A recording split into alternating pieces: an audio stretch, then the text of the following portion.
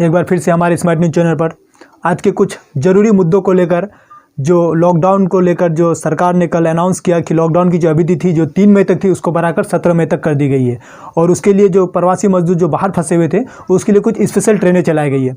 इसको लेकर हमने कटिहार डिस्ट्रिक्ट के बारसोई प्रखंड के अंतर्गत कई ग्रामीणों से तथा कई पंचायतों के मुखियागणों से हमने बातचीत की। और इसी बीच हमने एक शख्स से बात किया जिनका नाम है मोहम्मद हजीक हसन अंसारी उर्फ अब्बन साहब, जो लगातार 2006 से लेकर 2016 तक बिगोर पंचायत के समिति रह चुके हैं। इसी बीच वो 2008 से लेकर 2016 तक 2 बार प्रखंड प्रमुख भी रह चुके हैं। अभी वर्तमान 2016 से लेकर अब तक शिकारपुर पंचायत के मुखिया है। ऐसे में उनका क्या राय है लॉकडाउन को लेकर, जो प्रवासी मजदूर उनको लेकर, उनके मुँह से ही आप खुद सुन लीजिए। आपको पता है कि कल केंद्र सरकार की तरफ से जो है लॉकडाउन की अवधि को बढ़ा दी गई है। जो 3 मई तक था उसको बढ़ाकर 17 मई तक कर दी है, अगले 2 हफ्ते तक बढ़ा दी है। ऐसे में सर मेरा सवाल आपसे है, क्योंकि आप लगातार जो जब से लॉकडाउन है तब से लेकर अब तक लोगों के संपर्क में हैं और लोगों को मदद कर रहे हैं। ऐसे में सर छात्र प्रवासी मजदूर और जो लॉकडाउन में फंसे प्रवासी मजदूर है उसको लेकर मेरा आपसे कुछ सवाल है, इसका जवाब दीजिएगा सर आप। हाँ पूछिए, हम लोग तो अभी इस तरह के सवालों को ही झेल रहे हैं, पूछिए। जी, मेरा पहला सवाल सर आपसे ये है कि जैसे कि आपको पता है सर, जो अचानक देश में इतना बड़ा फैसला ले लिया जाता है कि 21 दिनों का लॉकडाउन लगा दिया जाता है, तो क्या सर इसके लिए केंद्र सरकार को प्रॉपर प्लानिंग नहीं करनी चाहिए थी? इस विषय में आप क्या कहना चाहेंगे सरकार से? केंद्र सरकार का ये फैसला ही बहुत ही गलत निर्णय है। निर्णय गलत है। ये लॉकडाउन लगाना ठीक था, लेकिन ये सही समय इसके लिए उपयुक्त समय नहीं था। और जब ये लॉकडाउन देश में लाना चाहिए था, जब इस महामारी की सूचना देश को देना चाहिए था, यहाँ के मजदूरों, प्रवासी मजदूर जो हैं, छात्र जो बाहर पड़े हैं, उनको जब सूचना देना चाहिए था। ये भाजपा सरकार मध्य प्रदेश में सरकार बना रही थी। ये मध्य प्रदेश में सरकार बनाने और गिराने का खेल खेल रही थी और जनता परेशान हुई इनके इन निर्णयों से। ऐसे में सर मेरा एक सवाल और बनता है सर, कि जैसे कि आपको पता होगा सर, जो यूपी के मुख्यमंत्री योगी आदित्यनाथ है वो अपने छात्र जो राजस्थान कोटा में फंसे थे उनको लाने के लिए सर 300 बस भेजते हैं और सही सलामत उसको अपने राज्य में लाया जाता है सर। ऐसे में बिहार सरकार से सर आपका क्या, बिहार सरकार को क्या कहना चाहेंगे कि क्या बिहार के जो छात्र फंसे हैं राजस्थान कोटा में उनको लाने के लिए क्या सरकार को कोई कदम नहीं उठाना चाहिए था? इसमें आप क्या कहना चाहेंगे? बिल्कुल उठाना चाहिए। मुझे लगता है कि ये बिहार की सरकार निकम्मी और निर्लज सरकार है, शर्म नहीं इन सरकारों को। और दरअसल बात यह है, ये दो इंजन की सरकार है, 2 पहिए की सरकार है और जदयू और भाजपा में बैडमिंटन खेल रहा है लोग। ये गेंद उसके पाले में और वो गेंद इसके पाले में। इसका खामियाजा यहाँ के जो मजदूर हैं, यहाँ के जो छात्र हैं वो भुगत रहे हैं। भाजपा की सरकार दिल्ली में भी है, भाजपा की सरकार यूपी में भी है और भाजपा गठबंधन सरकार बिहार में भी है। वहाँ अलग तरह का नीति और यहाँ अलग तरह की नीति। इससे लगता है कि भाजपा चाह रही है कि नीतीश कुमार का छवि धूमिल हो और नीतीश कुमार अपना चेहरा, अपने को खुद को बड़ा बताने के लिए ये गेंद बार बार वहाँ उसके केंद्र सरकार के पाले में डाल रहे हैं। और इसका जो खामियाजा है, यहाँ के जो प्रवासी मजदूर हैं, यहाँ के जो छात्र हैं, यहाँ के जो तीर्थ करने गए वो भुगत रहे हैं। ये बहुत ही गलत अपनी राजनीति के लिए, अपना चेहरा चमकाने के लिए, अपने को अपने वर्चस्व की लड़ाई में आगे दिखाने के लिए यहाँ की जनता को भुगतना पड़ रहा है। सर ऐसे में सर मेरा और एक सवाल बनता है, जैसे आप नीतीश कुमार को बोल रहे कि वो अपना छवि सर साफ करने के लिए जो भाजपा के पाले में गेंद फेंक रहे हैं। सर ऐसे में एक सवाल बिहार से रिलेटेड मैं पूछना चाहूँगा कि कुछ दिन पहले सर एक सोशल मीडिया पर एक खबर वायरल हुई थी कि जो नालंदा डिस्ट्रिक्ट के जो कोई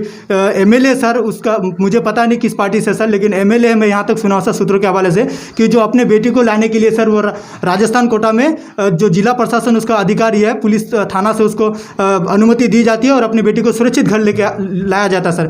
ऐसे में सर मेरा सवाल ये है सर आपसे, क्या जो लॉकडाउन को लेकर नियम कानून जो सरकार लगाए गए हैं तो वो सिर्फ गरीब मजदूर आम जनता के लिए सर है, कि जो बीजेपी के नेता या JDU के नेता या MP MLAs के लिए भी सर ये बराबर है उसी प्रकार जैसे आम जनता के लिए? सर इसमें आप क्या कहना चाहेंगे? बिल्कुल कानून सबके लिए बराबर होना चाहिए, लेकिन हम लोग पूर्व में भी पहले से भी कहते रहे हैं कि ये सरकार बड़े लोगों की सरकार है, पद पर रहने वाले लोगों की सरकार है और वही ये सरकार कर रही है। जनता देख रही है और जनता इन दिनों को याद रखेगी और इसका खामियाजा इस सरकार को भुगतना पड़ेगा। और सरकार, वो भाजपा के MLA हैं, अच्छा, वो अपना दिखाए शक्ति, अपना पावर, अपना रुतबा।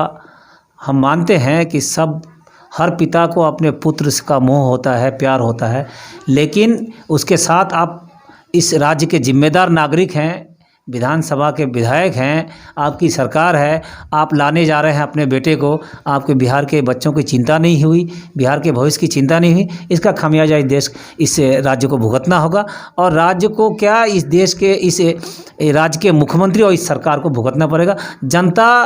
जनता की नज़र बहुत पारखी होती है और अपने पारखी नज़रों से जनता इनके करतूतों को देख रही है और आने वाले दिनों में इसका सबक इनको सिखाया जाएगा। सर ऐसे में सर मेरा एक लास्ट और अंतिम सवाल सर आपसे ये है, जो आपको लेकर ही है सर सवाल। जैसे सूत्रों के हवाले से सर हमें पता चला है कि जो आपके जो पंचायती इलाके के जितने भी लोग फंसे हुए मजदूर या फिर इस छात्र जो सर बाहर प्रदेश में फंसे हुए, जैसे महाराष्ट्र में सर सहारनपुर दिल्ली में फंसे हुए, उनको आप अपने निजी तौर से जो है कुछ मदद कुछ दे रहे हैं सर। जैसे पता चला हमें कि किसी को राशन भिजवा रहे हैं, यहाँ से किसी को पैसा भेज रहे हैं सर। इस पर थोड़ा स्पष्ट कीजिएगा कि क्या ये हवा है कि क्या हकीकत है, थोड़ा इस पर आप सर स्पष्ट कीजिएगा। देखिए, हम लोग बहुत छोटे लोग हैं, बहुत छोटे पद पर हैं, लेकिन जो भी जिस पद पर है उसको अपनी जिम्मेदारी का एहसास होना चाहिए और अपने पद के हिसाब से उसको अपने प्रतिष्ठा के हिसाब से अपने कद के हिसाब से काम करना चाहिए। और मैं मानता हूं कि मैं ही नहीं, जो भी हमारे पंचायत के या हमारे इलाके के जो लोग हैं, जो समृद्ध लोग हैं, जिनको जो कद है, जिनकी जो हस्ती है, उसके हिसाब से आज के दौर में लोगों को मदद करना चाहिए। और मैंने भी एक छोटी सी कोशिश की थी कि हमारे जो पंचायत के लोग हैं वो अन्य प्रदेशों में हैं, अगर उनको कहीं कोई तकलीफ़ हुई है तो कोशिश की एक छोटा कि लोगों को तकलीफ़ ना हो, एक छोटी कोशिश हमने भी किया है। और हम आपके चैनल के माध्यम से आग्रह भी करेंगे अपने इस क्षेत्र के लोगों से कि जो भी समृद्ध लोग हैं, बड़े लोग हैं, वो आगे आएँ और इस दौर में, इस कठिन दौर में गरीबों और निसहाय लोगों को मदद करें। और अभी जो सरकारें ये रेल चलाने का बात कर रही है, तो उसमें एक बात है कि ट्रेन का किराया दे के आना पड़ेगा। बहुत लोग ऐसे हैं मजदूर जिनके पास किराए का पैसा नहीं है। हम आपके चैनल के माध्यम से आग्रह करेंगे कि लोग आगे आएँ और कुछ लोगों को मदद करें जो अपना किराया वहाँ दे सकें। बाकी हम अपने स्तर से जहाँ तक होगा हम करेंगे और हम कर भी रहे हैं और करेंगे भी। इसमें हम लोग पीछे नहीं हटेंगे। सर ऐसे में सर और एक मैं लास्ट आपसे ये सवाल पूछना चाहता हूँ कि सर जी लॉकडाउन को जो सर अगले 17 मई तक इसको बढ़ा दी गई, अगले 2 हफ्ते तक सर, इसको लेकर अपने सर आसपास के जो 1200 प्रखंड के अंतर्गत है सर, इसको लेकर आप क्या संदेश देना चाहेंगे जो लोग लॉकडाउन का उल्लंघन कर रहे हैं, ग्रामीणों में खास कर सर जो नहीं सुन रहे, लॉकडाउन का वैल्यू उन लोगों को नहीं पता है। क्योंकि बिहार में जो अभी केस बड़ी चिंता का विषय है सर, जिस प्रकार कोरोना वायरस का केस पॉजिटिव होते जा रहा है। और कटिहार जिला में भी कल सर हम लोग का 2 केस पता चला सूत्र के हवाले से कि 2 केस पॉजिटिव हैं। इसको लेकर सर आप लोगों को क्या संदेश देना चाहेंगे? देखिए, ये एक महामारी का दौर है और ये एक महामारी है, इसको हल्के में नहीं लेना चाहिए मेरे ख्याल से। और कल शाम को जो पता चली एक बात की कुर्सेला और कदवा ब्लॉक के रतनपुरा में 2 केस मिला है, तो उसमें पता चला है कि अजमेर से आया हुआ एक मजदूर परिवार था। फिर भी तो अब आपके ज़िले में एंट्री हो गई है, लोगों को लॉकडाउन का पालन सख्ती से करना चाहिए और कोशिश यही किया जाए कि घरों में रहा जाए, घर से नहीं निकला जाए बाहर, और ज़रूरत के हिसाब से निकला जाए। और अगर इसका पालन नहीं करेंगे हम लोग, सोशल डिस्टेंसिंग का पालन नहीं करेंगे, एक व्यक्ति से व्यक्ति को दूरी बना के रखना होगा। और वो नहीं रखने से हमारा जो क्षेत्र है गरीब और